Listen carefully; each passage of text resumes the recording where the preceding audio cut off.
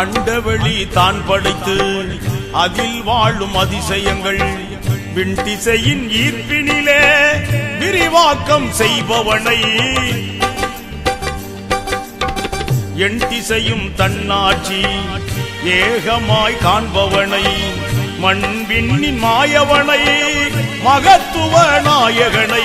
இதயத்தால் புகழ்ந்திடுவோம் இனிதூர வாழ்ந்திடுவோம் இதயத்தால் புகழ்ந்திடுவோம் இனிதூர வாழ்ந்திடுவோம் குல்ஹுவல்லாஹு அஹது அல்லாஹு சமது என்போம் குதரத்தாய் புவனத்தை படைத்தவனை புகழ்வோம்.